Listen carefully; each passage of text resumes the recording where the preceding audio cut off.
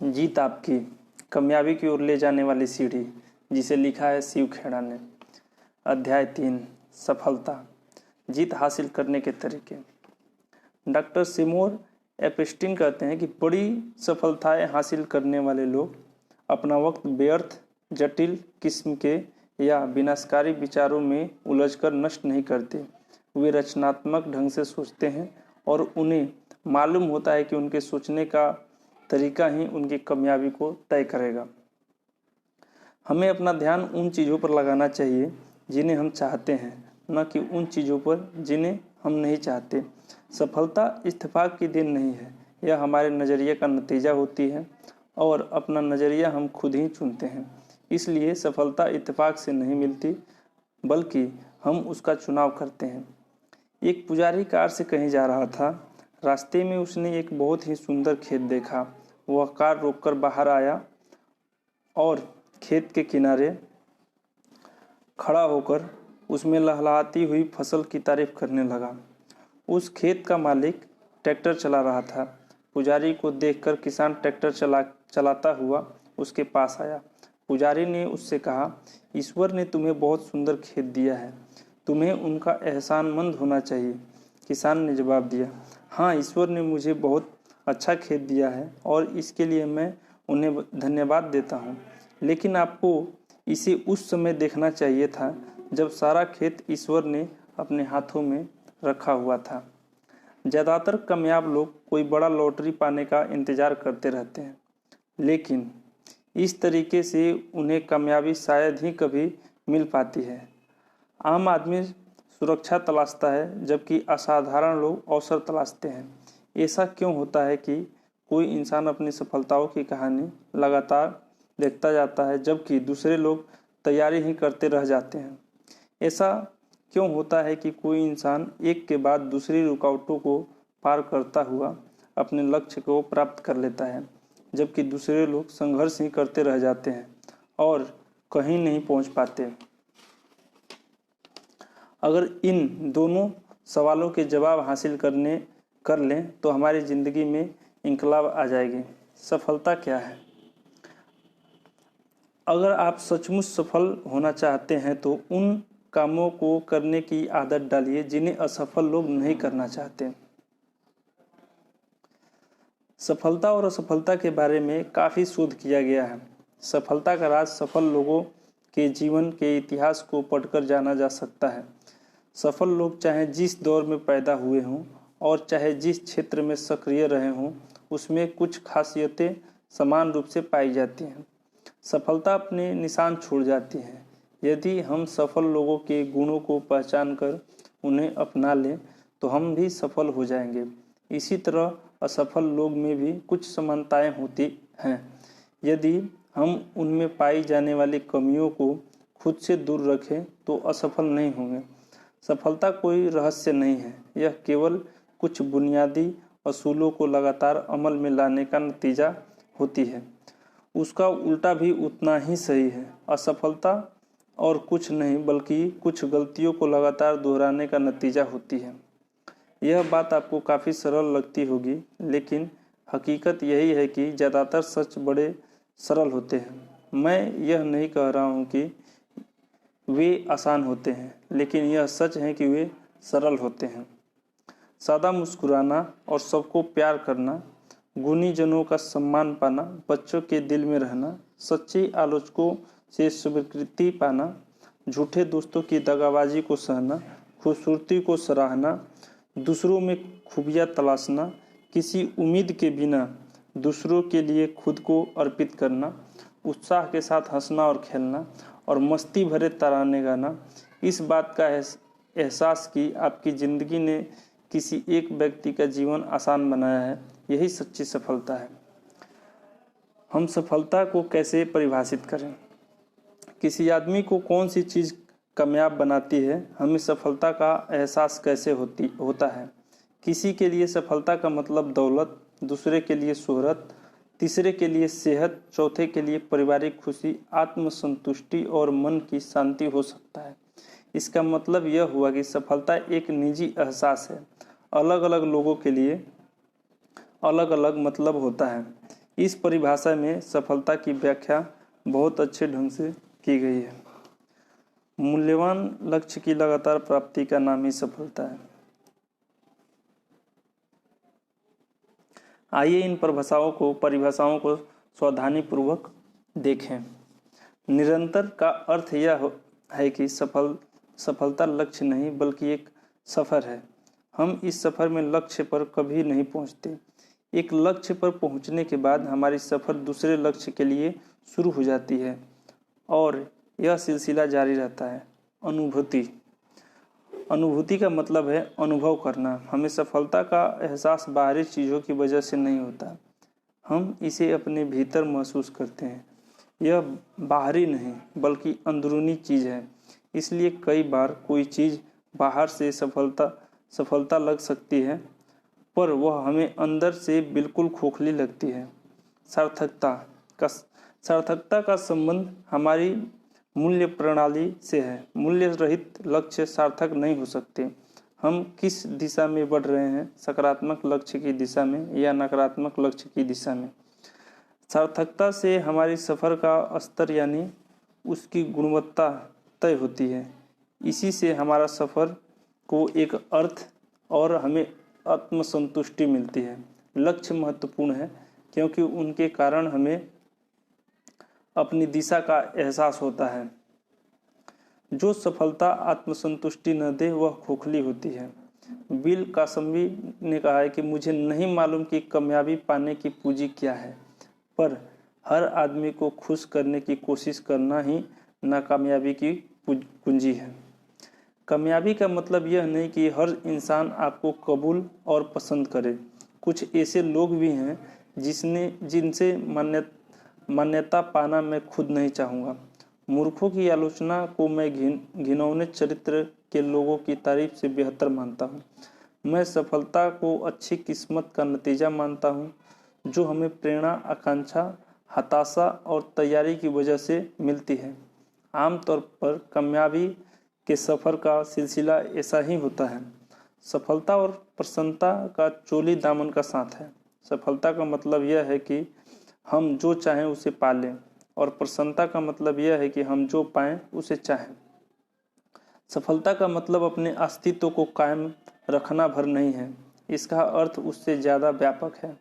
सिर्फ जिंदगी न गुजारो, जियो। सिर्फ छुओ नहीं, महसूस करो। सिर्फ देखो नहीं, गौर करो। सिर्फ पढ़ो नहीं, जीवन में उतारो। सिर्फ सुनो नहीं, ध्यान से सुनो। सिर्फ ध्यान से न सुनो, समझो। सफलता की राह में आने वाली कुछ बाधाएं: अहंकार,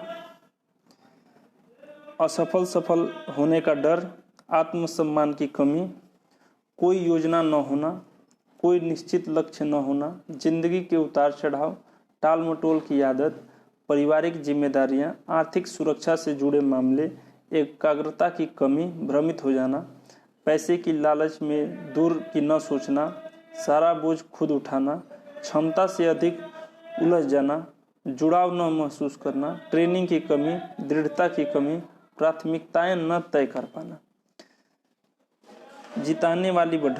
जिताने वाली बढ़त हासिल करने के लिए हमें पूर्णता नहीं बल्कि उत्तमता हासिल करने की कोशिश करनी चाहिए। पूर्णता हासिल करने का सपना देखना दरअसल एक दिमागी खलल है, जबकि उत्तमता हासिल करने की कोशिश करना तरक्की की राह पर कदम बढ़ाना है, क्योंकि ऐसा कोई काम नहीं जिसे और बेहतर ढंग से न किया जा सके। हमें केवल थोड़ी सी बढ़त हासिल करने की ज़रूरत होती है। दौड़ में जीतने वाले घोड़े हारने वाले घोड़ों की तुलना में 5 या 10 गुनी कामयाबी हासिल कर लेते हैं। क्या वे दूसरे घोड़ों से 5 या 10 गुना तेज दौड़ते हैं? बल्कि नहीं, उसमें दूसरे घोड़ों से थोड़ी सी ज़्यादा तेजी होती है। शायद नाक के बराबर ही अंतर होता हो, लेकिन उसे 5 या 10 गुना बड़ा इनाम मिलता है। क्या ऐसा होना चाहिए? इसकी परवाह किसे है? इसका कोई मतलब नहीं। खेल के नियम ही ऐसे हैं, खेल ऐसी तरह खेली जाती है। हमारी ज़िंदगी पर भी यही बात लागू होती है। सफल लोग असफल लोगों से 10 गुना तेज तर्रार नहीं होते। हो सकता है कि वे उनसे थोड़ी ही बेहतर हों, पर उन्हें इतनी सी तेजी की वजह से 10 गुना बड़ा पुरस्कार मिलता है। हमें किसी एक क्षेत्र में 1000% बेहतर करने की नहीं, बल्कि खुद को 1000 अलग अलग क्षेत्रों में 1% बेहतर बनाने की जरूरत है। ऐसा करना बेहद आसान है, लेकिन जीत दिलाने वाली बढ़त भी यही है, संघर्ष। बीसी फोर्स ने कहा, इतिहास बताता है कि बड़े बड़े विजेताओं को भी जीत से पहले हताश कर देने वाली बाधाओं का सामना करना पड़ा। उन्हें जीत हासिल मिली कि वे अपनी असफलताओं से मायूस नहीं हुए। हमारा इम्तिहान लेने के लिए ज़िंदगी में कभी जीत की खुशियाँ आती हैं तो कभी गम मिलते हैं। यह हम पर निर्भर है कि उनका सामना कैसे करें। जीत कोशिश किए बिना नहीं मिलती। जीव विज्ञान के एक अध्यापक अपने छात्रों को पढ़ा रहे थे कि सुंडी तितली में कैसे बदली जाती है। उन्होंने छात्रों को बताया कि कुछ ही घंटों में तितली अपनी खोल से बाहर निकलने की कोशिश करेगी। उन्होंने छात्रों को आगाह किया कि वे खोल से बाहर निकलने में तितली की मदद न करें। इतना कहकर वह कक्षा से बाहर चले गए। छात्र इंतजार करते रहे। तितली खोल से बाहर निकलने के लिए संघर्ष करने लगी। छात्र को उस पर दया आ गई। अपने अध्यापक की सलाह न मान कर उसने खोल से बाहर निकलने की कोशिश कर रही तितली की मदद करने का फैसला किया। उसने खोल को तोड़ दिया, जिसकी वजह से तितली को बाहर निकलने के लिए और मेहनत नहीं करनी पड़ी, लेकिन वह थोड़ी ही देर में मर गई। वापस लौटने पर शिक्षक को सारी घटना मालूम हुई। तब उन्होंने छात्रों को बताया कि खोल से बाहर आने के लिए तितली को जो संघर्ष करना पड़ता है, उसी की वजह से उसके पंखों को मजबूती और शक्ति मिलती है। यही प्रकृति का नियम है। तितली की मदद करके छात्र ने उसे संघर्ष करने का मौका नहीं दिया। नतीजा यह हुआ कि वह मर गई। अपनी जिंदगी पर भी यही असूल लागू कीजिए। जिंदगी में कोई भी कीमती चीज़ संघर्ष के बिना नहीं मिलती। माँ बाप अपने बच्चों को शक्ति हासिल करने के लिए संघर्ष करने का मौका नहीं देते। इस तरह वे जिन्हें सबसे अधिक चाहते हैं उन्हीं को नुकसान पहुँचा बैठते हैं। बाधाओं को दूर करना। बाधाओं को दूर करके आगे बढ़ने वाले लोग उन लोगों की तुलना में अधिक सुरक्षित होते हैं जिन्होंने कभी उनका सामना ही नहीं किया। हम सभी को कभी न कभी दिक्कतों का सामना करना ही पड़ता है। उनकी वजह से कई बार हम मायूस हो जाते हैं। निराशाओं का सामना सबको करना पड़ता है, पर जीतने वाले हताशा नहीं होते। ऐसे हालात का जवाब दृढ़ता ही है। एक अंग्रेजी कहावत है, शांत समुद्र में नाविक कुशल नहीं बन पाते। बाद में आसान लगने वाली सारी चीज़ें शुरू में मुश्किल लगती हैं। हम अपनी समस्याओं से मुंह नहीं चुरा सकते। केवल हारने वाला ही कोशिश छोड़कर मैदान से हट जाते हैं। एच रास विराट ने कहा, अधिकतर लोग ठीक उस समय हार मान लेते हैं जब सफलता उन्हें मिलने ही वाली होती है। विजय रेखा बस एक कदम ही की दूरी पर होती है, तभी वे कोशिश बंद कर देते हैं।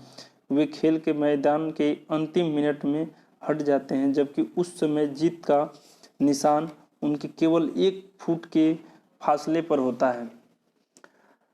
हम सफलता को कैसे मापते हैं?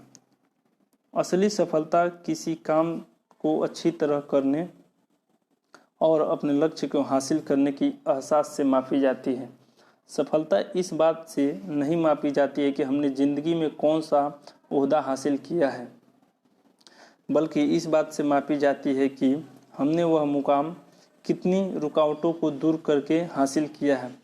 सफलता का इस बात से भी नहीं मापी जाती है कि ज़िंदगी में दूसरे लोगों की तुलना में कैसी उपलब्धियां हासिल कर रहे हैं, बल्कि इस बात से मापी जाती है कि हम अपनी क्षमताओं की तुलना में कितनी उपलब्धियां हासिल कर रहे हैं। सफल लोग अपने आप से मुकाबला करते हैं।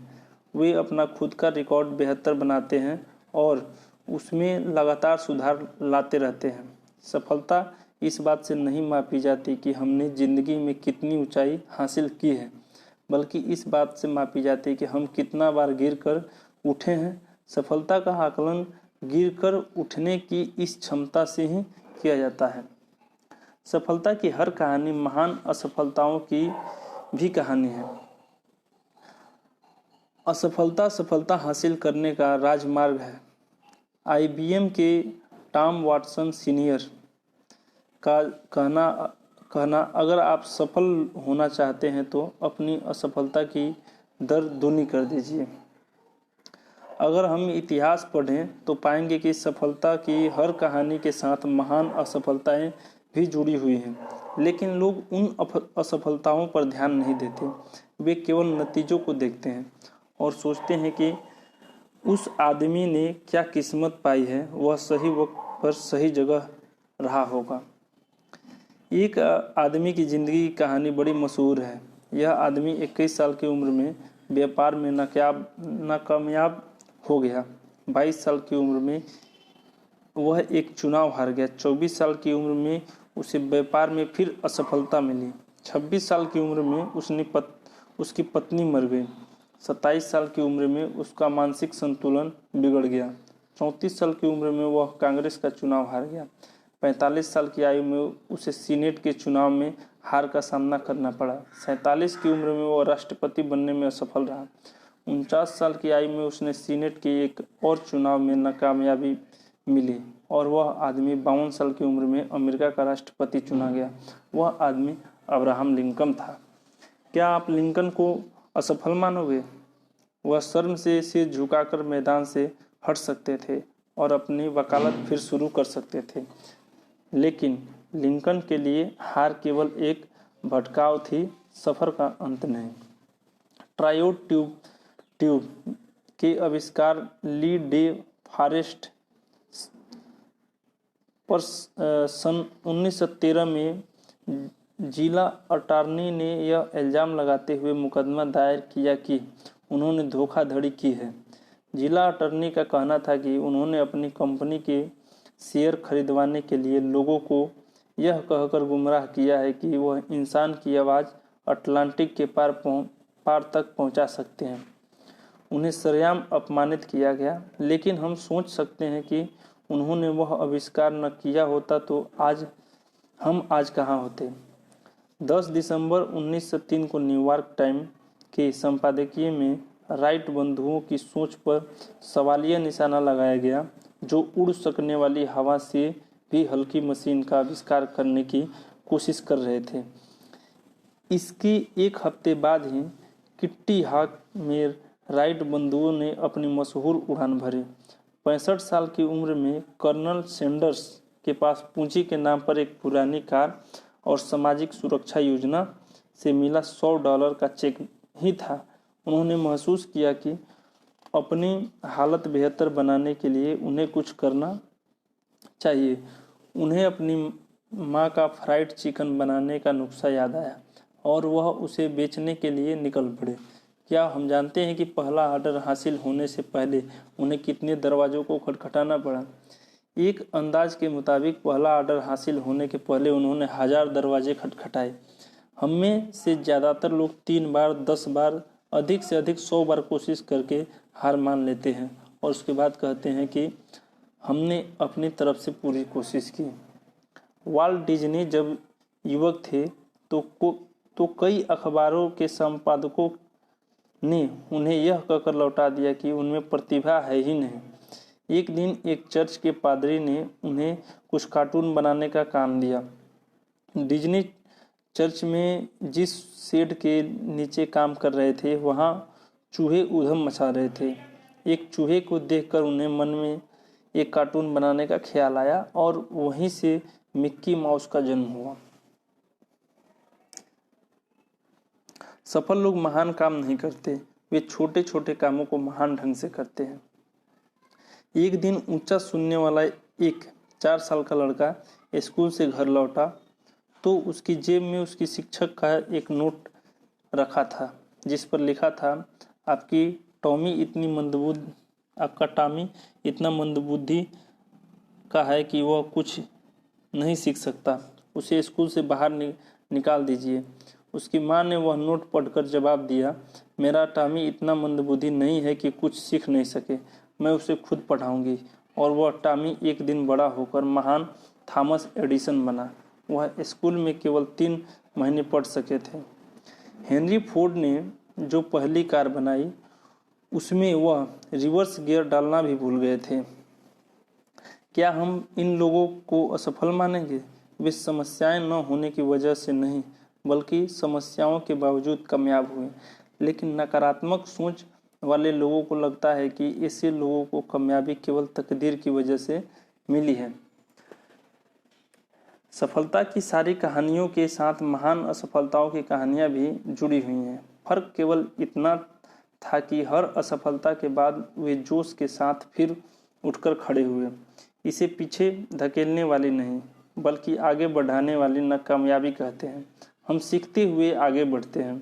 हम अपनी असफलताओं से सबक लेते हुए आगे बढ़ते हैं। सन 1914 में थॉमस एडिसन की फैक्ट्री जल गई। उस समय उनकी उम्र 67 साल थी। एडिसन जवान नहीं रह गए थे और फैक्ट्री का बीमा बहुत थोड़े पैसों का था। उसके बावजूद अपनी जिंदगी भर की मेहनत को धुआं बनकर उड़ते हुए देखकर उन्होंने कहा, यह बर्बादी बहुत कीमती है। हमारी सारी गलतियां जलकर राख हो गई। मैं ईश्वर को धन्यवाद देता हूँ कि उसने हमें नई शुरुआत करने का मौका दिया। उस तबाही के 3 हफ्ते बाद ही उन्होंने फोनोग्राफ का आविष्कार किया। क्या शानदार नजरिया है। आगे सफल लोगों की असफलताओं के कुछ और उदाहरण दिए गए हैं। थॉमस एडिसन बिजली का बल्ब बनाने के पहले लगभग 10,000 बार असफल हुए। हेनरी फोर्ड 40 साल की उम्र में दिवालिया हो गए थे। ली इयाकोक को 54 साल की उम्र में हेनरी फोर्ड द्वितीय ने नौकरी से निकाल दिया था। बीथोवन जब युवा थे तो उनसे कहा गया था कि उनमें संगीत की प्रतिभा नहीं है, लेकिन उन्होंने संसार को संगीत की कुछ उत्तम रचनाएं दी। हमें रास्ते में ठोकरें जरूर लगेंगी, लेकिन वह हमारे लिए प्रेरणा भी बन सकती हैं और हमें विनम्रता का पाठ पढ़ा सकती हैं। इससे हम मुसीबत की घड़ी में अपने अंदर बाधाओं को दूर करने की शक्ति और विश्वास का अनुभव करेंगे। हर ठोकर लगने के बाद खुद से पूछे कि हमने इस तजर्बे से क्या सीखा। तभी हम रास्ते के रोड़े को कामयाबी की सीढ़ी बना पाएंगे। अगर आप सोचते हैं कि आप हार गए हैं तो आप हारे हैं। अगर आप सोचते हैं कि आप में हौसला नहीं है तो सचमुच नहीं है। अगर आप जीतना चाहते हैं मगर सोचते हैं कि जीत नहीं सकते तो निश्चित है कि आप नहीं जीतेंगे। अगर आप सोचते हैं कि हार जाएंगे तो आप हार चुके हैं, क्योंकि हम दुनिया में देखते हैं कि सफलता की शुरुआत इंसान की इच्छा से होती है। ये सब कुछ हमारी सोच पर निर्भर करता है। अगर आप सोचते हैं कि पिछड़ गए हैं तो आप पिछड़ गए हैं। तरक्की करने के लिए आपको अपनी सोच ऊंची करनी होगी। कोई भी सफलता प्राप्त करने से पहले आपको अपने प्रति विश्वास लाना होगा। जीवन की लड़ाइयाँ हमेशा सिर्फ तेज और मजबूत लोग ही नहीं जीतते, बल्कि आज नहीं तो कल जीतता वही आदमी है जिसे यकीन है कि वह जीतेगा। सबसे बड़ा तोहफा। दुनिया के सभी प्राणियों ने मनुष्य शारीरिक रूप से सबसे कमजोर है। आदमी चिड़िया की तरह उड़ नहीं सकता, तेंदुआ से तेज दौड़ नहीं सकता, एलिगेटर की तरह तैर नहीं सकता और बंदर की तरह पेड़ पर चढ़ नहीं सकता। आदमी की आंख चील की तरह तेज नहीं होती, न ही उसके पंजे और दांत जंगली बिल्ली की तरह मजबूत होते हैं। जिस्मानी तौर पर आदमी बेहद लाचार और असुरक्षित होता है। वह एक छोटे से कीड़े के काटने से मर सकता है, लेकिन कुदरत समझदार और दयालु है। उसने इंसान को जो सबसे बड़ा तोहफा दिया वह है सोचने की क्षमता। इंसान अपना माहौल खुद बना सकता है, जबकि जानवर को माहौल के मुताबिक ढलना पड़ता है।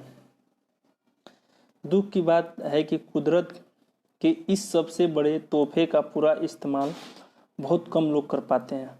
असफल लोगों 2 तरह के होते हैं। वे जो करते तो हैं लेकिन सोचते नहीं। दूसरे वे जो सोचते तो हैं लेकिन कुछ करते नहीं। सोचने की क्षमता का इस्तेमाल किए बिना जिंदगी गुजारना वैसे ही है जैसे कि बिना निशान लगाए गोली दागना। ज़िंदगी उस रेस्तरां की तरह है जहां हमको खुद सर्विस करनी पड़ती है।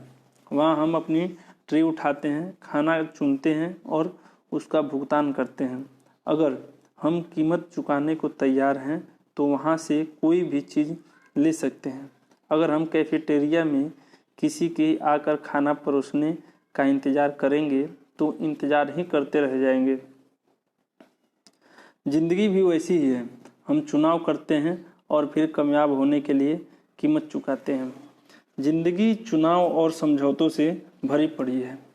विलियम जेम्स ब्रायन कहते हैं कि भाग्य केवल संयोग पर निर्भर नहीं होता, बल्कि हम उसे अपने लिए चुनते हैं। वह इंतज़ार करने की नहीं बल्कि हासिल करने की चीज़ है। यहाँ दोनों बातें एक दूसरे को विरोध करती हैं। अगर ज़िंदगी चुनाव से भरी है तो समझौते का सवाल कहाँ उठता है? यकीनन समझौते भी एक चुनाव हैं। आइए इस पर विचार करें। ज़िंदगी चुनाव से कैसे भरी है? जब हम अधिक खाना खाते हैं तो अपना वजन बढ़ाने का चुनाव खुद करते हैं। जब हम अधिक शराब पीते हैं तो दूसरे दिन सिर में दर्द पा लेने का चुनाव हमारा अपना होता है।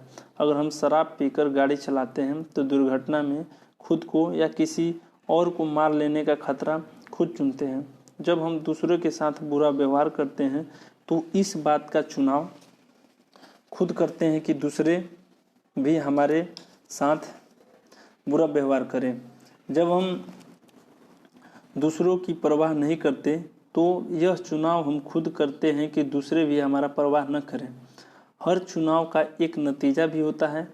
हम चुनाव करने के लिए तो स्वतंत्र होते हैं, लेकिन उसके बाद वह चुनाव हमें नियंत्रित करने लगता है। दूसरों से कुछ अलग बनने के लिए हम सबके पास बराबर का मौका होता है। जिंदगी की तुलना गीली मिट्टी से की जा सकती है। जिस तरह कुम्हार गीली मिट्टी को मनचाही शक्ल में ढाल सकता है, उसी तरह हम भी अपनी ज़िंदगी को मनचाहे रूप दे सकते हैं। ज़िंदगी समझौतों से कैसे भरी है? ज़िंदगी केवल मौज मस्ती का नाम नहीं है। इसमें दुख और निराशा का भी समान सामना करना पड़ता है। ज़िंदगी में ऐसी घटनाएं भी घटती हैं जिनके बारे में हमने सोचा तक नहीं है। कई बार हर चीज़ उलट पुलट हो जाती है। अच्छे लोगों के साथ भी बुरी घटनाएं घट जाती हैं। कुछ चीज़ें हमारे काबू से बाहर होती हैं, जैसे कि अपाहिज होना या शरीर में कोई जन्मजात दोष होना। हम अपने माँ बाप या पैदा होने के वक्त के हालात को तो नहीं चुन सकते। अगर तकदीर ने हमारे साथ नाइंसाफ़ी की है तो मुझे अफसोस है, लेकिन ऐसा हो ही गया है, तो अब हम क्या करेंगे? चीखेंगे, चिल्लाएंगे या तकदीर की चुनौती को मंजूर करते हुए आगे बढ़ेंगे? यह चुनाव हमको करना है। किसी साफ दिन में हमको झील में सैकड़ों नावें तैरती दिखाई देगी। हर नाव अलग दिशा में जा रही होती हैं। हवा के एक ही दिशा में बहने के बावजूद नावें अलग अलग दिशाओं में जा रही होती हैं, क्योंकि इसलिए कि उनमें पाल को उसी ढंग से लगाया जाता है और उसका फैसला नाविक करता है। यह बात हमारी ज़िंदगी पर भी लागू होता है। हम हवा के बहाव की दिशा तो नहीं चुन सकते, पर पाल लगाने का ढंग चुन सकते हैं। जॉर्ज एलन कहते हैं कि सेहत, खुशी और सफलता हर आदमी के जूझने की क्षमता पर निर्भर होती है। बड़ी बात यह नहीं है कि हमारी ज़िंदगी में क्या घटित होता है, बल्कि यह है कि जो घटित होता है हम उसका सामना कैसे करते हैं। अपने हालात को चुनना तो हमेशा हमारे बस में नहीं होता, लेकिन अपना नज़रिया हम हमेशा चुन सकते हैं। यह हमारे अपना चुनाव होता है कि विजेता की तरह व्यवहार करें या पराजित की तरह। हमारी किस्मत हमारे मुकाम से नहीं बल्कि मिजाज से तय होती है। इंद्रधनुष के बनने के लिए बारिश और धूप दोनों की ज़रूरत होती है। हमारी ज़िंदगी भी कुछ ऐसी ही है। उसमें सुख है तो दुख भी है, अच्छाई है तो बुराई भी है, और उजाला है तो अंधेरा भी है। जब हम मुसीबत का सामना सही तरीके से करते हैं तो और मजबूत बन जाते हैं। हम अपनी ज़िंदगी की सभी घटनाओं पर तो नियंत्रण नहीं कर सकते, पर उससे निपटने के तरीके पर हमारा नियंत्रण होता है। रिचर्ड ब्लेसनीडेन सेंट लुइस विश्व मेले में भारतीय चाय का प्रचार करना चाहते थे। वहाँ काफ़ी गर्मी थी, इसलिए उनकी चाय कोई नहीं पीना चाहता था। उसी बीच उन्होंने देखा कि ठंडे ड्रिंक की खूब बिक्री हो रही है। उनके मन में ख्याल आया कि क्यों न अपनी चाय में चीनी मिलाकर उसे ठंडे ड्रिंक के रूप में बेचें। उन्होंने ऐसा किया और लोगों ने उनकी ड्रिंक को खूब पसंद किया। दुनिया में ठंडी चाय का चलन वहीं से शुरू हुआ। आदमी कोई बाजफल नहीं होता जिसके पास कोई विकल्प नहीं होता। बाजफल खुद यह तय नहीं कर सकता कि वह विशाल वृक्ष बन जाए या गिलहरियों का भोजन बने, लेकिन मनुष्य चुनाव कर सकता है। अगर हमारे पास नींबू हो तो हम उसे आँख में डालकर चिला सकते हैं और उसकी शिकंजी बनाकर पी भी सकते हैं। अगर हालात बिगड़ जाए, कभी न कभी ऐसा होता ही है, तो यह हम पर निर्भर होता है कि उनका सामना जिम्मेदारी से करें या खींचते हुए करें। इंसान को कामयाब बनाने वाली खूबियाँ। पहला, इच्छा। सफल होने की प्रेरणा किसी मकसद को हासिल करने की गहरी इच्छा से जन्म लेती है। नेपोलियन हिल ने लिखा है कि इंसान का दिमाग जिन चीज़ों को सोच सकता है या जिन चीज़ों पर यकीन कर सकता है उन्हें हासिल भी कर सकता है।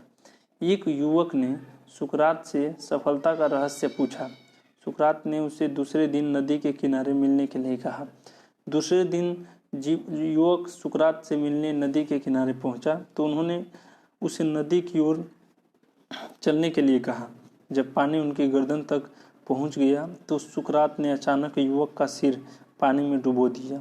युवक पानी से बाहर निकलने के लिए छटपटाने लगा, पर सुकरात काफ़ी मजबूत थे। उन्होंने युवक को पानी में डुबोए रखा। युवक का शरीर अब नीला पड़ने लगा। तब सुकरात ने उसका सिर पानी से बाहर निकाला। सिर पानी से बाहर निकलते ही युवक ने सबसे पहले हवा में एक गहरी सांस ली। सुकरात ने युवक से पूछा, जब तुम पानी के अंदर थे तो तुम्हें किसी चीज़ की ज़रूरत सबसे ज़्यादा महसूस हो रही थी? युवक ने जवाब दिया, हवा की। सुकरात ने कहा, सफलता का यही रहस्य है। जब तुम्हें सफलता हासिल करने की वैसी ही तीव्र इच्छा होगी जैसे कि पानी के अंदर हवा के लिए हो रही थी, तब तुम्हें सफलता मिल जाएगी। गहरी इच्छा हर उपलब्धि की शुरुआती बिंदु होती है। जिस तरह आग की छोटी लपटें अधिक गर्मी नहीं दे सकती, वैसे ही कमज़ोर इच्छा बड़े नतीजे नहीं दे सकती। वचनबद्धता। अल्बर्ट आइंस्टीन कहते हैं कि सिर्फ सफल होने की कोशिश न करें, बल्कि मूल्य आधारित जीवन जीने वाला मनुष्य बनने की कोशिश कीजिए। वचनबद्ध की इमारत ईमानदारी और समझदारी के खंभों पर टिकी होती है। इस बात को उस मैनेजर से बहुत अच्छी तरह जाहिर किया था जिसने अपने स्टाफ के सदस्यों को कहा, ईमानदारी का मतलब यह है कि पैसे का नुकसान होने पर भी अपना वचन निभाएं, और बुद्धिमत्ता का अर्थ यह है कि ऐसे बेवकूफ़ी भरे वादे न करें।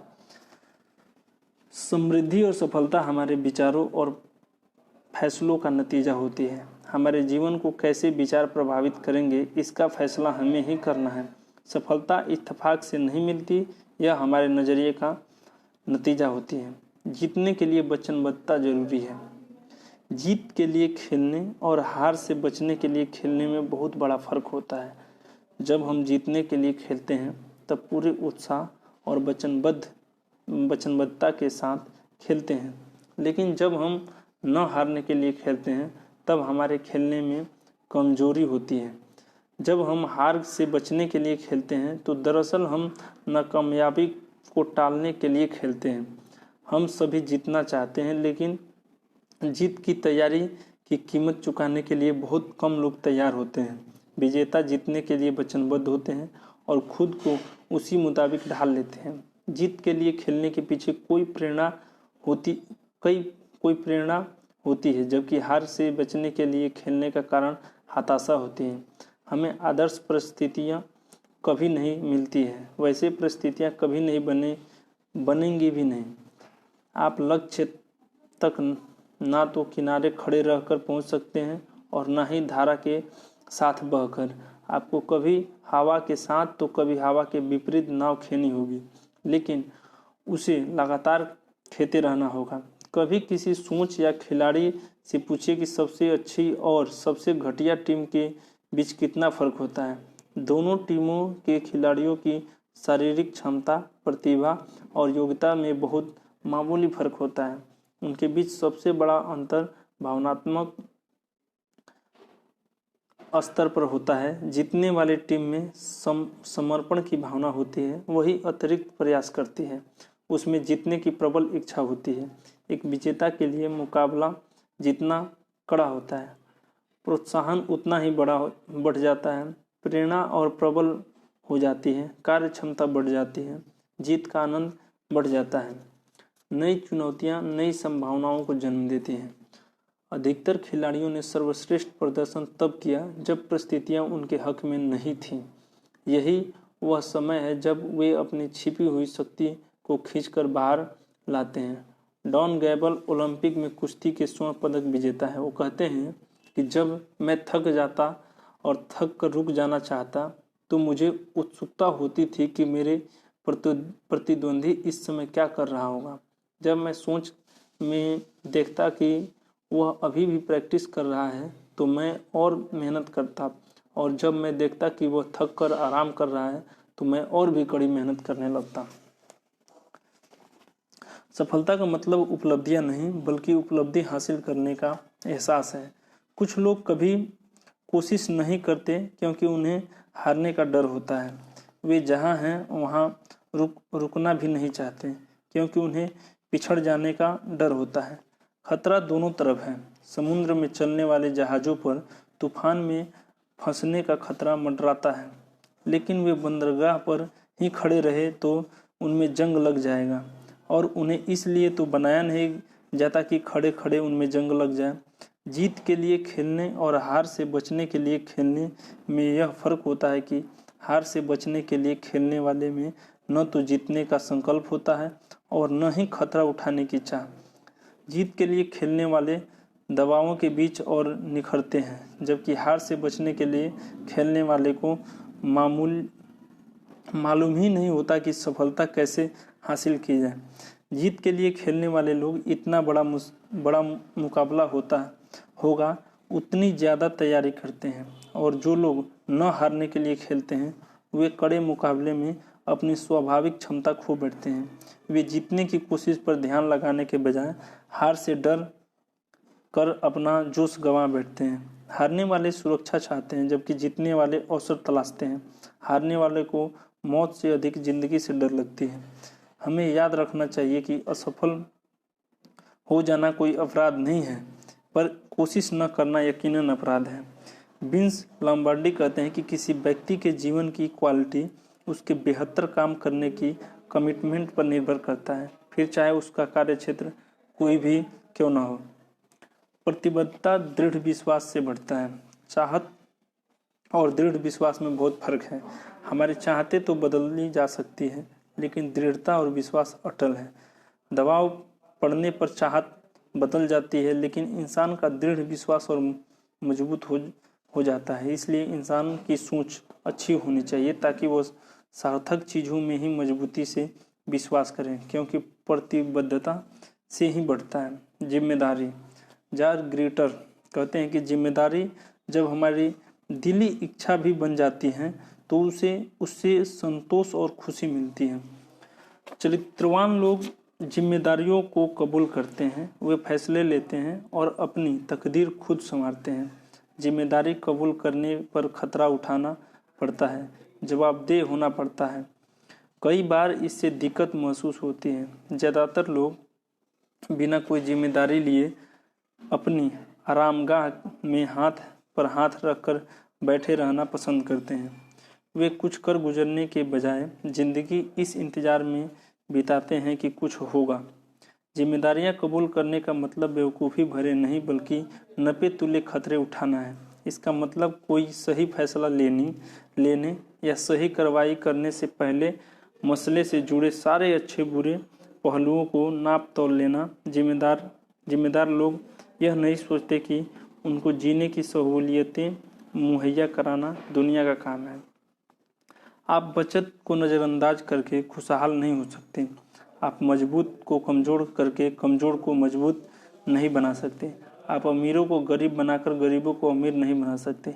आप रोज़गार देने वाले को नुकसान पहुंचाकर रोज़गार लेने वाले की मदद नहीं कर सकते। आप इंसान की आज़ादी छीनकर चरित्र और हिम्मत नहीं बढ़ा सकते। आप आपसी द्वेष को बढ़ावा देकर भाईचारा नहीं बढ़ा सकते। आप अपनी चादर से बाहर पैर पसारने के बाद अपनी मुश्किलों से नहीं बच सकते। उन कामों को करके जो लोग खुद कर सकते हैं और जो उन्हें करने ही चाहिए, आप उनकी परमानेंट मदद नहीं कर सकते। अगर हम किसी बर्फीले पहाड़ पर चढ़ रहे हों या कोई लड़ाई लड़ रहे हों तो केवल एक गलती की वजह से हमारी जान जा सकती है, लेकिन हमें से ज़्यादातर लोग के लिए गलती से ज़्यादा अहम गलती के बारे में हमारा बर्ताव होता है। जिम्मेदार लोग अपनी गलतियों के कबूल करते हैं और उनसे सीखते हैं, लेकिन कुछ ऐसे लोग भी होते हैं जो अपनी गलतियों से कभी सीख नहीं लेते। हम अपनी गलतियों के बारे में 3 तरह की नज़रिया अपना सकते हैं। उन्हें नज़रअंदाज कर सकते हैं, उन्हें इनकार कर सकते हैं, उन्हें स्वीकार करके फिर कभी न दोहराने की सीख ले सकते हैं। तीसरे विकल्प को अपनाने के लिए हिम्मत चाहिए। इसको अपनाने में खतरे तो हैं, पर यह लाभदायक भी है। इसके बजाय अगर हम अपनी गलतियों की पैरवी शुरू कर देते हैं तो दरअसल हम उन पर काबू पाने के बजाय उन्हें अपने जीवन का केंद्र बिंदु बना लेते हैं। जब हालात बिगड़ जाते हैं तो नकारात्मक लोग एक दूसरे पर इल्ज़ाम लगाने लगते हैं। एक कंपनी का प्रेसिडेंट रिटायर हो रहा था। विदाई की पार्टी के बाद उसने कंपनी के नए प्रेसिडेंट को 2 लिफाफे देते हुए कहा, अगर तुम्हारे सामने कोई ऐसी समस्या आ जाए जिसे तुम खुद हल न कर पाओ तो पहला लिफाफा खोल लेना। इसी तरह की समस्या फिर आने पर दूसरा लिफाफा खोल लेना। कुछ साल बाद नए प्रेसिडेंट के सामने एक बड़ी समस्या आई। उसने सुरक्षित रास्ता अपनाते हुए पिछले प्रेसिडेंट का दिया पहला लिफाफा खोला। उसमें लिखा था, सारा दोष पिछले वाले प्रेसिडेंट पर डाल दो। उसके बाद कुछ साल बाद एक और समस्या आई तो नए प्रेसिडेंट ने दूसरा लिफाफा खोला। उसमें लिखा था, आने वाले प्रेसिडेंट के लिए 2 लिफाफे तैयार करो। कड़ी मेहनत। लुसील बॉल कहते हैं कि मैं भाग्य के बारे में कुछ नहीं जानता। मैंने इस पर कभी भरोसा नहीं किया और जो लोग इस पर एतबार करते हैं मुझे उनसे डर लगता है। मेरे लिए भाग्य का मतलब है कड़ी मेहनत और अवसर की पहचान। सफलता इत्तेफाक से मिलने वाली चीज़ नहीं, इसे पाने के लिए काफ़ी तैयारी और चरित्र की ज़रूरत होती है। ज़्यादातर लोग जीतना तो चाहते हैं, लेकिन जीत हासिल करने के लिए मेहनत और वक्त नहीं लगाना चाहते। सफलता पाने के लिए त्याग और आत्म अनुशासन की ज़रूरत होती है। कड़ी मेहनत का कोई विकल्प नहीं है। हेनरी फोर्ड ने कहा था, आप जितनी बड़ी मेहनत करेंगे भाग्य आप पर उतना ही मेहरबान होगा। दुनिया काम करने की चाह रखने वाले से भरी पड़ी है। कुछ लोग काम करना चाहते हैं और कुछ लोग चाहते हैं कि ऐसे लोग काम करते रहें। कैमस विल्सन कहते हैं कि मैं आधे दिन काम करना चाहता हूं, मुझे इसकी कोई परवाह नहीं कि यह पहले 12 घंटे हैं या बाद के 12 घंटे। जिस तरह किसी आदमी को शब्दकोश के पास बैठे रहने से शब्दों के हिज्जे नहीं आ जाते, उसी तरह कड़ी मेहनत किए बिना किसी काम को करने की क्षमता नहीं होती। पेशेवर लोग किसी काम को बड़ी आसानी से इसलिए कर लेते हैं कि वे अपनी काम की बुनियादी बातों में महारत हासिल कर चुके होते हैं। माइकल एंजेलो कहते हैं कि अगर लोगों को यह पता चल जाता कि कुशलता को प्राप्त करने में मुझे कितनी मेहनत करनी पड़ी है तो उन्हें मेरा काम बिल्कुल भी आश्चर्यजनक नहीं लगता। एंड्रू कार्नेगी कहते हैं कि एक आदमी अपने काम में अपनी शक्ति का योगदान केवल 25% ही इस्तेमाल करता है। दुनिया उन लोगों को सम्मान करती है जो अपनी 50% योग्यता तक का इस्तेमाल करते हैं और उन गिने चुने लोगों को सिर आंखों पर बिठाती है जो अपनी क्षमता का 100% इस्तेमाल करते हैं। सफल लोग यह नहीं पूछते कि इतना कम काम करना है, बल्कि वे यह पूछते हैं कि कितना ज़्यादा काम करना है। वे यह पूछते हैं कि कितने घंटे काम करना है, यह नहीं पूछते कि कितने कम समय तक काम करना है। अच्छे संगीतकार रोज घंटों तक रियाज करते हैं। जीतने वालों को अपनी कामयाबी कोई बड़ी बात नहीं लगती, क्योंकि उन्होंने उसके लिए लंबे समय तक कड़ी मेहनत की होती है। हम जिन बीजों का आनंद उठाते हैं वह किसी न किसी की बड़ी मेहनत का नतीजा होता है। कुछ काम आंखों को दिखाई पड़ते हैं और कुछ दिखाई नहीं पड़ते, लेकिन महत्वपूर्ण दोनों तरह के काम होते हैं। इसलिए अपना काम करके गर्व महसूस कीजिए और जब भी मौका मिले दूसरों की कड़ी मेहनत को तवज्जो और इज्जत देकर सराहिए। अपने काम को सलीके और कड़ी मेहनत के साथ कीजिए। नतीजे के तौर पर हमें अपनी योजना को पूरा करने में सफलता हासिल होगी और आत्मसंतुष्टि मिलेगी। कभी कभी दूसरे लोग हमारी तारीफ करेंगे, लेकिन उसे बोनस मानिए, क्योंकि असली संतुष्टि तो मनुष्य को अपने अंदर महसूस होती है।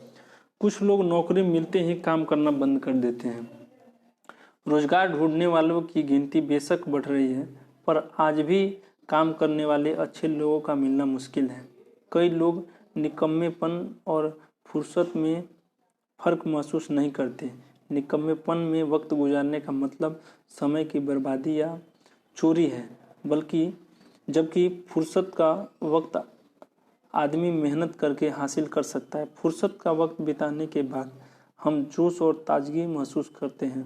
दूसरी ओर निकम्मापन हमारी ऊर्जा को निचोड़ लेता है। टाल मटोल करते हुए वक्त बिताना निकम्मापन ही है। उत्तमता भाग्य से हासिल नहीं होती, यह कड़ी मेहनत और अभ्यास का नतीजा होती है। कड़ी मेहनत और अभ्यास से मनुष्य हर काम को बेहतर ढंग से कर सकता है। थियोडोर रूजवेल्ट कहते हैं कि किसी सार्थक काम के लिए कड़ी मेहनत करने का मौका मुहैया कराकर जिंदगी हमें सबसे बड़ा इनाम देती है। कड़ी मेहनत अपने आप में यात्रा की शुरुआत भी है और अंत भी। इंसान जितनी कड़ी मेहनत करता है खुद को उतना ही बेहतर महसूस करता है।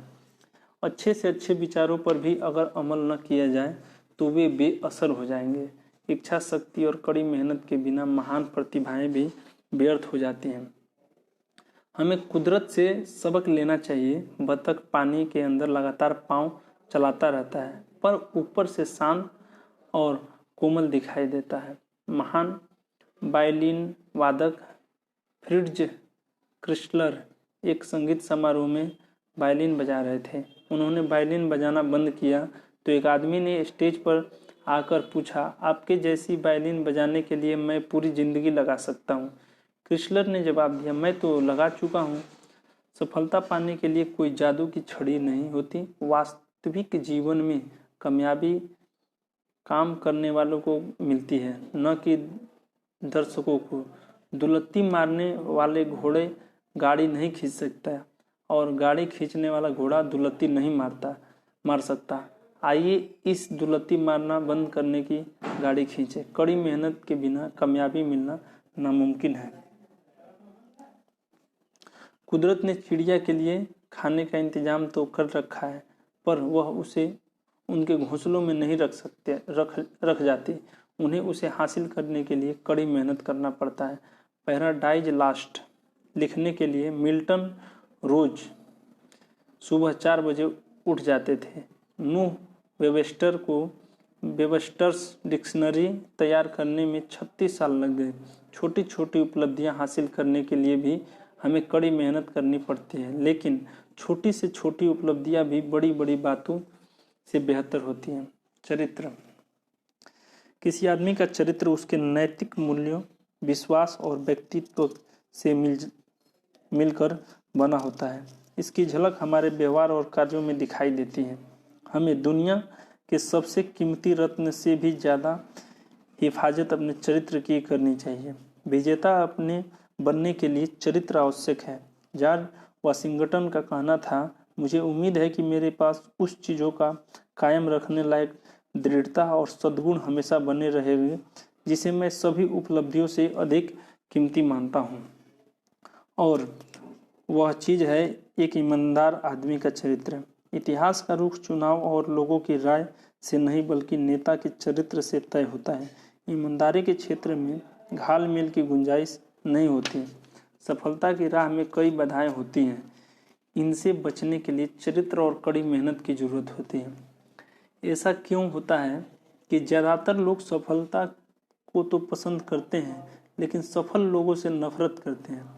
जब भी कोई आदमी सामान्य स्तर से ऊपर उठता है तो उसकी टांग खींचने के लिए बहुत से लोग तैयार हो जाते हैं। हम जब किसी आदमी को पहाड़ की चोटी पर खड़ा देखते हैं तो सोचते हैं कि अवसर ने उसका साथ दिया होगा, लेकिन वह वहाँ तुक्के से नहीं पहुँचा। उसे वहाँ तक पहुँचने के लिए कड़ी मशक्क़त करके मुश्किल चढ़ाई चढ़नी पड़ी है। हमारी ज़िंदगी भी इससे अलग नहीं है। किसी भी पेशे में नाकामयाब लोग कामयाब इंसान से जलते हैं। आपको हाशिए पर बैठे आलोचक हर जगह मिलेंगे। ये लोग ज़िंदगी में खुद तो ज़्यादा आगे नहीं बढ़ पाए, लेकिन काम करने वालों को चीख चीख कर नसीहत देते हैं कि उन्हें वह काम कैसे करना चाहिए। पर याद रखिए कि ये लोग न तो नेता हैं और न ही कर्ता। इन आलोचकों की वजह से अपने लक्ष्य से मत भटकिए। आम लोग आलोचना से बचने के लिए सुरक्षित रास्ता अपनाते हैं। वे निंदा से बचने के लिए न तो कुछ कहते हैं, न करते हैं, न ही कुछ बनते हैं। इस तरह वे आलोचना से तो बच जाते हैं लेकिन हमेशा सामान्य ही बने रहते हैं। हम ज्यों-ज्यों उपलब्धियां हासिल करेंगे हमारी आलोचना भी बढ़ती जाएगी। ऑस्कर वाइल्ड कहते हैं कि आलोचक वह होता है जो दाम तो हर चीज़ का जानता है लेकिन उन चीज़ों का महत्व नहीं। अपनी आलोचना कोई पसंद नहीं करता, लेकिन ईमानदारी से की गई आलोचना को अपनाने से हमें सीख मिलती है और हमारा विकास होता है। जिस तरह आलोचकों की वजह से मायूस न होने के लिए चरित्र की जरूरत होती है, उसी तरह आलोचकों की बात को गौर से सुनने के लिए भी चरित्र की जरूरत होती है। जलन की वजह से की गई आलोचना और ईमानदार आलोचना में फर्क करना बेहद ज़रूरी है। कामयाब लोगों के पास यह हुनर होता है। इस हुनर का एक हिस्सा आलोचक के मकसद को समझना है।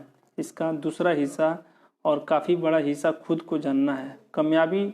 कामयाब लोग खुद को अच्छी तरह समझते हैं, इसलिए उन्हें मालूम होता है कि कौन सी आलोचना सही है।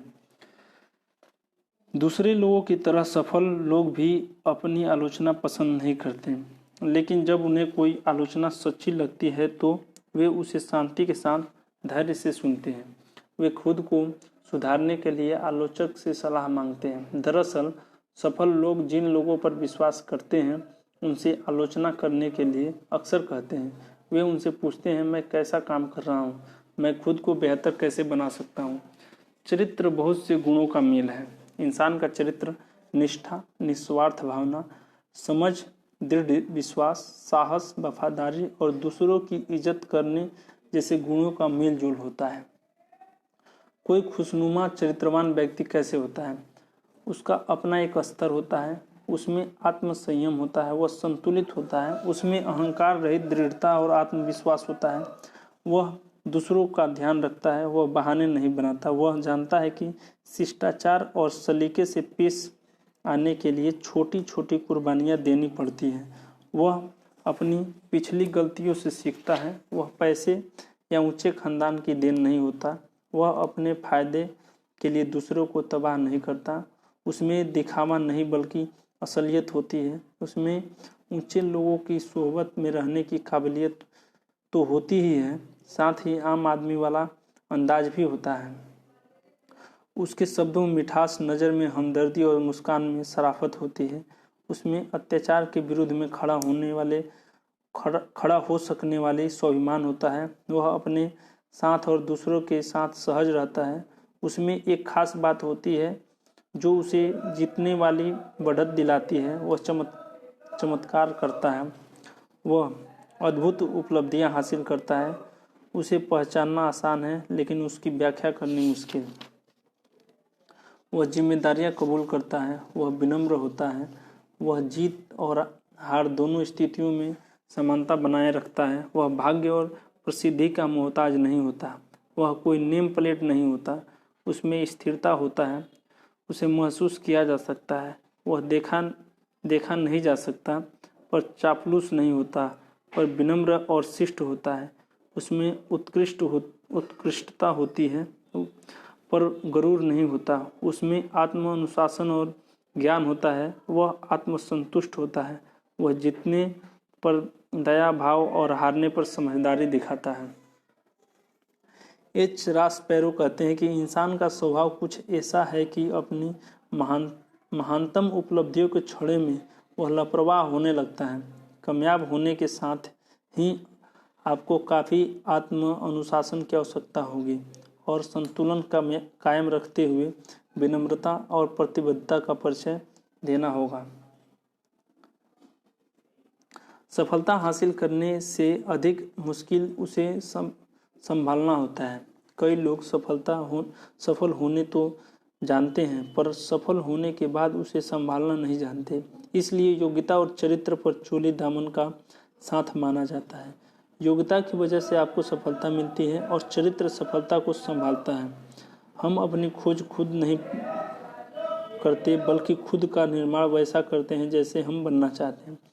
चरित्र निर्माण का सिलसिला हमारे बचपन से शुरू होता है और मृत्यु तक चलता रहता है। चरित्र सफलता का मोहताज नहीं होता है। जिस तरह बगीचे को नष्ट होने से बचाने के लिए भगवान को लगातार जंगली घासों की निराई करनी पड़ती है, वैसे ही हमें भी अपनी कमियों को दूर करते हुए अपने चरित्र का निर्माण और विकास लगातार करना पड़ता है। मुसीबत में चरित्र बनता है अथवा निखरता है। विपरीत परिस्थितियों में कुछ लोग रिकॉर्ड बनाते हैं तो कुछ लोग टूट जाते हैं। जॉन एफ कैनेडी ने एक बार कहा था कि जब हालात ठीक न हो तभी आदमी के चरित्र की पहचान होती है। जब सब कुछ ठीक चल रहा हो, समझ, दया और शालीनता दिखाना आसान होता है, लेकिन जब हालात खराब होते हैं तो हम पर काफ़ी दबाव होता है।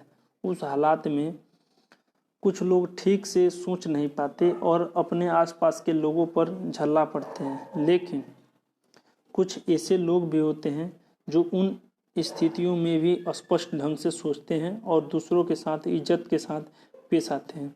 इंसान का चरित्र मुसीबतों में ही उभर कर आता है। एक रूसी कहावत है, हथौड़ा कांच को तोड़ देता है पर लोहे का कुछ नहीं बिगड़ता। इस कहावत में काफ़ी सच्चाई है। हम कांच के बने हैं या इस्पात के, हथौड़ा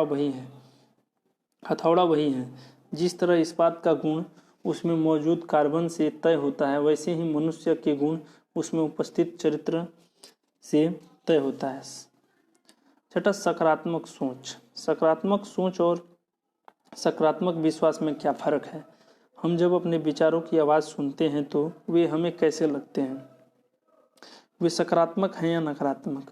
हम अपने दिमाग को सफलता के लिए प्रोग्राम कर रहे हैं या असफलता के लिए? हमारे सोच के तरीके का हमारे काम करने की क्षमता पर गहरा असर पड़ता है। अपने लिए सकारात्मक नज़रिया अपनाने और प्रेरित होने का चुनाव हमें रोज करना होता है। सकारात्मक जीवन जीना आसान नहीं है, पर नकारात्मक जीवन जीना भी तो आसान नहीं है। मैं तो अपने लिए सकारात्मक जीवन ही चुनूंगा। सकारात्मक सोच हमें हमारी क्षमताओं का भरपूर इस्तेमाल करने में मदद करती है। सकारात्मक विश्वास सकारात्मक सोच से भी बड़ी चीज़ है। इसका मतलब यह है जानना है कि सकारात्मक सोच नतीजा देगी। सकारात्मक विश्वास का मतलब आत्मविश्वास से भरा नज़रिया है जो तैयारी से उपजता है। कोशिश के बिना सकारात्मक नज़रिया ख्याल पुलाव पकाने जैसा है। सकारात्मक विश्वास का एक उदाहरण आगे दिया गया है। कई साल पहले लॉकहीड ने L-10-11 ट्राइस्टार हवाई जहाज बनाया। उस जेट विमान की शक्ति और सुरक्षा प्रणाली की जांच करने के लिए लॉकहीड कंपनी ने 18 महीने तक कठोर से कठोर परीक्षण किए, जिसमें उन्हें $1.5 बिलियन लगे। हाइड्रोलिक जैक, इलेक्ट्रॉनिक सेंसर और एक कंप्यूटर की मदद से उस जहाज के एक भी गड़बड़ी के बिना 36,000 उड़ानें भरी। किसी जहाज को इतनी उड़ान भरने में 100 साल लग जाएंगे। हजारों परीक्षणों के बाद उस जहाज को आखिरकार उड़ान भरने की इजाज़त दी गई। क्या लॉकहीड कंपनी इस विमान पर पूरा भरोसा कर सकती है? यकीनन। इसको तैयार करने के लिए कड़ी मेहनत की गई है, इसलिए पूरे यकीन से कहा जा सकता है कि यह उड़ान भरने के लिए पूरी तरह सुरक्षित है। जितना पाते हैं उससे अधिक दें। आजकल सफलता पाना आसान है। अगर हम जिंदगी में आगे बढ़ना चाहते हैं तो थोड़ा अधिक दौड़ें। इस थोड़ी सी बढ़त की वजह से हमारे लिए कोई कंपटीशन नहीं रह जाएगा। हमको जितना मिलता है, क्या हम बदले में उससे थोड़ा ज़्यादा देने के लिए तैयार हैं? हम ऐसे कितने लोगों को जानते हैं जो जितना पाते हैं उससे थोड़ा ज़्यादा काम करने की इच्छा रखते हैं? बहुत कम। ज़्यादातर लोग जितने काम के लिए भुगतान पाते हैं उतना काम भी नहीं करना चाहते। एक और तरह के लोग भी हैं जो बस उतना करना चाहते जिससे कि काम चल जाए। वे बस अपना कोटा पूरा करते हैं ताकि नौकरी बची रहे। ऐसी बहुत थोड़े से लोग हैं जो जितने काम के लिए भुगतान पाते हैं उससे थोड़ा ज़्यादा काम करना चाहते हैं। वे ऐसा क्यों करते हैं? हम जितने काम के लिए भुगतान पाते हैं उससे ज़्यादा काम करने की फ़ायदे ये हैं। हम खुद को और ज़्यादा महत्वपूर्ण बना लेते हैं, चाहे हम जो भी करते हों और जहाँ भी करते हों। इससे हमारा आत्मविश्वास बढ़ जाता है। लोग हमको लीडर मानने लगते हैं। दूसरे लोग हम पर भरोसा करने लगते हैं। ऊपर के अधिकारी हमारी इज्जत करने लगते हैं। हमारे मातहतों और अफसरों दोनों में हमारे लिए वफादारी बढ़ती है। आपसी सहयोग बढ़ता है, गर्व महसूस होता है और आत्मसंतुष्टि मिलती है।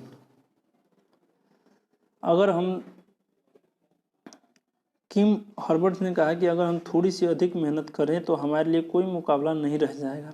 अगर आप किसी के लिए काम करते हैं तो ऊपर वाले की खातिर उसके लिए ईमानदारी से काम कीजिए। कड़ी मेहनत करने वाले लोग की उम्र, तजर्बा और शैक्षणिक योग्यता जो भी हो, उनका मांग हर जगह होती है। कड़ी मेहनत करने वाले बिना निगरानी के भी काम करते हैं, वक्त के पाबंद और दूसरों की परवाह करने वाले होते हैं, बात को ध्यान से सुनते हैं और निर्देशों का ठीक पालन करते हैं, सच बोलते हैं, आपात स्थिति में बुलाए जाने पर खींचते नहीं हैं। वे काम सिर्फ काम के लिए नहीं बल्कि नतीजों के लिए करते हैं, हंसमुख और शिष्ट होते हैं। आपके ग्राहक, दोस्त, जीवन साथी, माँ बाप और बच्चे आपसे जितना चाहते हैं उन्हें हमेशा उससे अधिक देने की कोशिश करें। कोई भी काम करते समय सोचें कि मैं इसे और सार्थक कैसे बना सकता हूँ, यह काम दूसरे के लिए और सार्थक कैसे बन सकता है। सफलता की कुंजी को इन 4 लफ्ज़ों में बयान किया जा सकता है। उसके बाद थोड़ा और जीतने वालों से जितनी उम्मीद की जाती है वे उतना ही नहीं बल्कि उससे कुछ अधिक करते हैं। जीतने वाले केवल अपनी जिम्मेदारी नहीं निभाते, वे उससे कुछ ज़्यादा कर दिखाते हैं। जीतने वाले केवल शिष्ट और दयालु नहीं होते हैं, वे उम्मीद से थोड़ी अधिक शिष्ट और दयालु होते हैं। जीतने वाले अपनी 100% क्षमता लगाने के बाद थोड़ी और क्षमता दिखाते हैं। आदमी भरोसेमंद, जिम्मेदार और नम्र न हो तो उसकी योग्यता एक बोझ बन जाती है। काफ़ी प्रभावशाली शैक्षिक योग्यता वाले कई बेहद अक्लमंद लोग नाकामयाबी की जीती जागती मिसाल क्यों बने हुए हैं या सामान्य जिंदगी क्यों जी रहे हैं? इसलिए कि उन्होंने किसी काम को अंजाम तक न पहुंचने देने में महारत हासिल कर ली है और अपने नकारात्मक ऊर्जा का भंडार जमा कर लिया है। वे जिस काम के लिए भुगतान पाते हैं उसे करना नहीं चाहते, वे केवल उतना ही करना चाहते हैं जिससे उनका काम चल जाए। जब हम जिंदगी में जितना पाते हैं बदले में उससे ज़्यादा देते हैं, या सब हम जितना वेतन पाते हैं उससे ज़्यादा काम करते हैं, तो हमारे मुकाबले में कोई नहीं रह जाता। यह नज़रिया अक्ल डिग्री से अधिक महत्वपूर्ण होता है। दृढ़ता की शक्ति। कैल्विन कूलिज ने कहा है कि लगातार कोशिश करते रहने के आगे कुछ नहीं टिक सकता, प्रतिभा भी नहीं। इससे ज़्यादा लोग आम बात है ही नहीं कि बहुत सारे प्रतिभाशाली असफल लोग देखने को मिलते हैं। जीनियस भी नहीं, हारे हुए जीनियस। तो एक कहावत है कि शिक्षा भी नहीं, दुनिया पढ़े लिखे ना समझे से भरी हुई है। लगातार कोशिश और दृढ़ इच्छा ही सर्वसमर्थ है। अपने सबसे बेहतर स्तर को प्राप्त करने की यात्रा आसान नहीं है, यह रुकावटों से भरी पड़ी है। जीतने वालों में इन बाधाओं को जीतने और पहले से भी ज़्यादा संकल्प के साथ वापस लौटने की क्षमता होती है। हिम्मत ना हारो। जब कोई काम बिगड़ जाए, जैसा कि कभी कभी होगा, जब रास्ता सिर्फ चढ़ाई का ही दिखता हो, जब पैसे कम और कर्ज ज़्यादा हो, जब मुस्कुराहट की इच्छा आह बने, जब चिंताएं दबा रही हों, तो सुस्ता लो लेकिन हिम्मत ना हारो।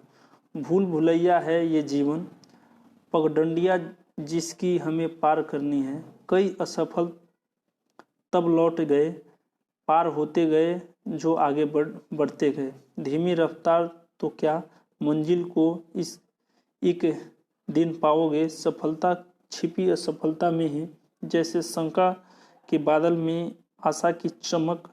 नाप सकोगे क्या इतनी दूरी दिखती है, लेकिन मुमकिन है कि यह नतीजे को डटे रहो, चाहे कितनी भी मुश्किल हो क्यों न हो, चाहे हालात जितने भी बुरे क्यों हों, लेकिन हिम्मत न हारो, डटे रहो।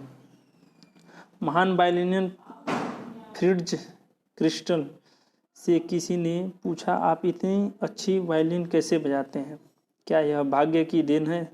उन्होंने जवाब दिया, यह अभ्यास का नतीजा है। अगर मैं 1 महीने तक अभ्यास न करूं तो मेरे वायलिन बजाने में आए फर्क का श्रोता महसूस कर सकते हैं। अगर मैं 1 सप्ताह तक अभ्यास न करूं तो मेरी पत्नी फर्क को बता सकती है। अगर मैं 1 महीने अभ्यास न करूं तो मैं खुद फर्क बता सकता हूं। दृढ़ता प्रतिबद्ध का परिणाम होती है और उसी के संकल्प का जन्म होती है। धैर्य आनंद देता है। कुछ सेकंड या कुछ मिनट तक अपनी क्षमता प्रदर्शित करने के लिए खिलाड़ी सालों अभ्यास करते हैं। दृढ़ता एक फैसला है। यह फैसला लेकर आदमी खुद को कोई काम पूरा करने का वचन देता है। थक जाने पर कोशिश बंद कर देने की इच्छा होती है, लेकिन जीतने वाले में सहन शक्ति होती है। किसी जीतने वाले खिलाड़ी से पूछिए तो वह बताएगा कि शुरू किए गए काम को पूरा करने के लिए उसने कितनी तकलीफ सही है। दूसरी ओर कई असफल लोगों ने शुरुआत तो अच्छी की, पर शुरू किए गए कि किसी काम को पूरा नहीं किया। दृढ़ता के लिए लक्ष्य होना जरूरी है। जिस आदमी के पास कोई लक्ष्य नहीं हो, उसमें न तो सब कभी दृढ़ता आ सकती है और न ही उसे कभी आत्मसंतुष्टि महसूस हो सकती है। 9वां, अपने काम में गर्व महसूस करें। आजकल की दुनिया में लोगों ने अपने काम से गर्व की भावना को अलग कर दिया है, क्योंकि इसके लिए कोशिश और कड़ी मेहनत की ज़रूरत होती है। पर कोई काम अंजाम तक तभी पहुंचता है जब उसके लिए कोशिश की जाती है। हताशा होने पर जल्दी कामयाबी दिलाने वाले गलत रास्ते को अपनाने की इच्छा होती है, लेकिन इनसे बचना चाहिए।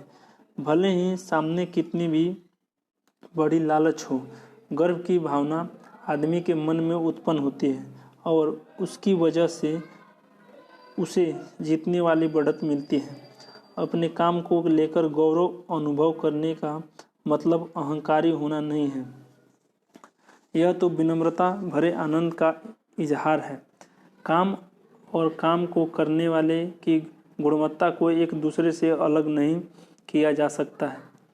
आधे मन से किए गए काम से आधे नतीजे नहीं मिलते, बल्कि इस तरह से किए गए काम से कोई नतीजा ही नहीं मिलता है। 3 लोग ईंटों की चुनाई कर रहे थे। एक आदमी ने उनसे पूछा, आप क्या कर रहे हैं?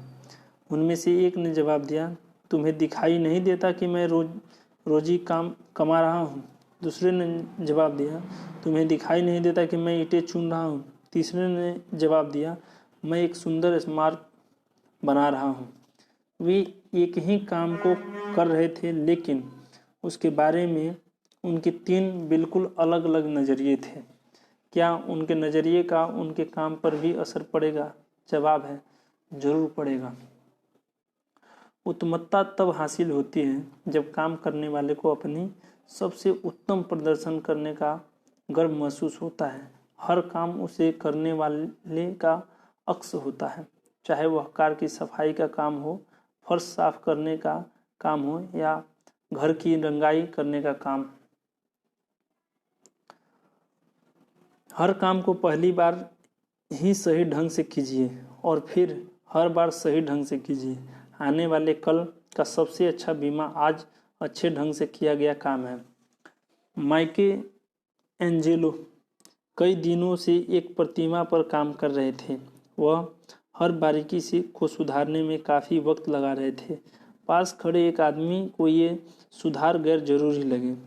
उसने माइकल एंजेला से पूछा कि वह उन बारीकियों की इतनी चिंता क्यों कर रहे हैं। माइकल एंजेला ने जवाब दिया, छोटी छोटी चीज़ें ही पूर्णता लाती हैं और पूर्णता कोई छोटी चीज़ नहीं है। ज़्यादातर लोग यह भूल जाते हैं कि आपने कोई काम कितनी तेज़ी से किया, लेकिन उन्हें यह याद रहता है कि आपने वह काम कितने अच्छे ढंग से किया। मार्टिन लूथर किंग जूनियर कहते हैं कि अगर किसी आदमी को सड़क साफ करने का काम दिया जाए तो उसे सफाई वैसे ही करनी चाहिए जैसे माइकल एंजेलो पेंटिंग करता हो या बीथोवन संगीत की रचना करता हो या शेक्सपियर कोई कविता लिखता हो। उसे सड़क की सफाई इतनी अच्छी तरह करनी चाहिए कि स्वर्ग और पृथ्वी दोनों जगहों के लोग रुक कर बोलें कि यह सड़क सफाई करने वाला रहता था, जिसने अपनी काम गर्व से और बहुत अच्छी तरह से किया। किसी काम को अच्छी तरह करने का एहसास खुद में एक इनाम है। खराब तरीके से कई काम करने से अच्छा है कि एक अच्छे ढंग से कुछ ही काम किया जाए। शिष्य बनने की इच्छा रखिए, कोई सलाहकार ढूंढिए। ईश्वर और गुरु दोनों सामने खड़े हों तो शिष्य पहले किसे प्रणाम करेगा? भारतीय परंपरा के अनुसार वह पहले गुरु को प्रणाम करेगा, क्योंकि सहायता और मार्गदर्शन के बिना शिष्य ईश्वर को प्राप्त नहीं कर सकता। सलाहकार या गुरु ऐसा इंसान होता है जिसके बीते काल का तजर्बा हमारे आने वाले कल को संवार सकता है। किसी सलाहकार को सावधानी से चुनिए। अच्छा सलाहकार हमको रास्ता और दिशा दिखलाएगा, जबकि बुरा सलाहकार हमको भटकाएगा। अपने सलाहकार को सम्मान दीजिए। उत्सुक प्रकृति के शिष्य बनिए। उत्सुक शिष्य को अपने गुरु से सबसे उत्तम उपलब्धि प्राप्त होती है। अच्छे गुरु हमारी प्यास बुझाते नहीं, बल्कि हमारी प्यास को जगाते हैं। वे हमको उस राह पर आगे बढ़ाते हैं जिस पर चलकर सवालों के जवाब हासिल होते हैं। क्या हम में कामयाबी के लिए ज़रूरी खूबियाँ हैं? क्या हम में कामयाब होने के लिए ज़रूरी खूबियाँ हैं? कुछ लोगों को लगता है कि उनमें खूबियाँ नहीं हैं और वे सामान्य दर्जे के ही बने रहते हैं, लेकिन हकीकत ऐसी नहीं है। हम सब में वे 10 खूबियाँ मौजूद हैं जिनके बारे में इस अध्याय में चर्चा की गई है। यह हो सकता है कि वे खूबियाँ हमारी उम्मीद के मुताबिक विकसित न हुई हों, लेकिन वे हम में मौजूद जरूर हैं। संभव है कि हमें अपनी उन खूबियों के बारे में पता न हो, लेकिन एक बार उन्हें ढूंढ लेने के बाद हमारी कार्य क्षमता में बदलाव आ जाता है। यह कुछ ऐसा ही है जैसे कि हमारे पिछवाड़े करोड़ों रुपए गड़े हों और हमको मालूम न हो। उस हालात में हम उनका इस्तेमाल नहीं कर पाएंगे, लेकिन उन्हें पाते ही हमारी सोच और व्यवहार बदल जाते हैं। हम सब में खजाना छिपा हुआ है, बस उसे ढूंढने का इस्तेमाल करने की ज़रूरत है। अध्याय 3 समाप्त हुआ। धन्यवाद।